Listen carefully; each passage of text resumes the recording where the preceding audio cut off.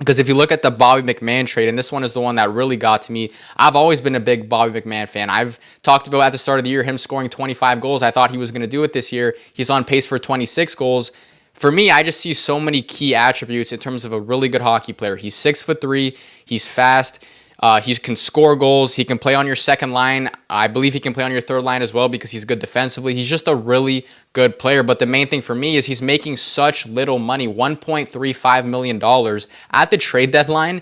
Like, why did the Leafs not retain on Bobby McMann to try to increase his value more? And this is where I become frustrated with management is your job as a general manager is to increase the player's value as much as humanly possible. Why they didn't try to package Bobby McMann with Scott Laughton and try to get a better return, why they didn't try to retain 50% on either Bobby McMann or Scott Laughton is beyond me. Like, that's your job. You're supposed to get the most value out of those players, and the fact that you only got second round picks for them is a disaster. And a second round pick for Scott Laughton is okay. That's fine. But Bobby McMann, a 26 goal pace, $1.35 million, fast, 6'3", can play anywhere.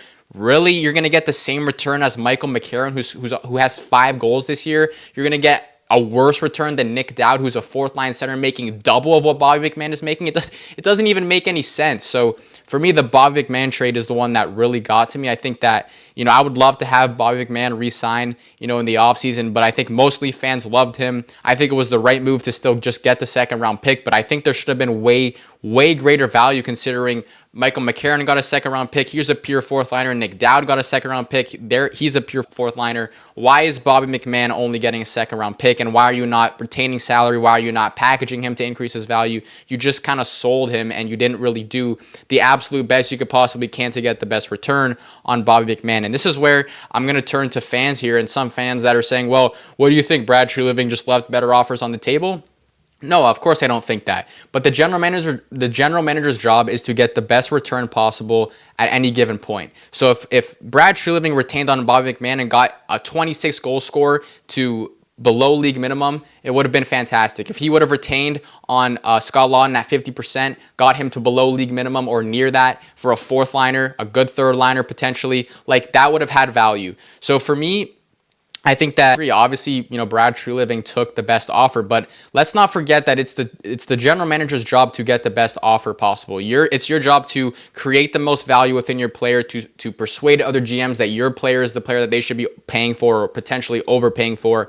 And anybody who says, well, the market dictates the return, I'm looking at the market. I'm looking at Michael McCarron that has 5 goals this year and is a pure fourth liner. I'm looking at Nick Dowd, who is also a pure fourth liner at $3 million. Bobby McMann and Scott Laughton are both not over $1.5 million each. So what market are we looking at? I'm looking at McCarron getting a second, Nick Dowd getting a second, and then Scott Laughton not getting a second, Bobby McMann only getting a second and then a fourth. So you're telling me the difference between Bobby McMann and Michael McCarron is a fourth-round pick? That's ridiculous. Of course not. So for me, I get it. Brad Treliving took the best return that he was offered. I get that. But it's more so, why did he not package Bobby McMann with Scott Laughton? Why did he not retain on those players to increase their value? That's the general manager's job. If you're just going to sit there and say, whoa, he took the best offer possible, then a machine can do that. A robot can just click accept on the best return possible. That's not the general manager's job.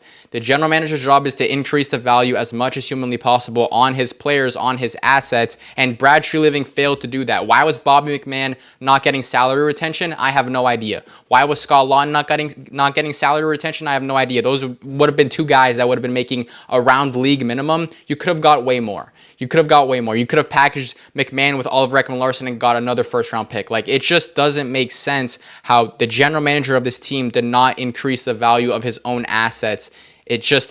I get it. He took the best offers he was offered, but it's his job to increase. This is what I talked about earlier. I wanted to see creativity. I wanted to see salary retention. I wanted to see Brad Treliving combining players together to increase their value. I wanted to see him taking back bad contracts so that they would eventually get more in the deal. They didn't use any of those tactics to increase the player's value. And that's where I struggle with fans that say, oh, what do you think? Brad Treliving just didn't take the best offer possible. I know that Brad Treliving took the best offer possible, but it's his job to increase the value on those players. That's the general manager's job.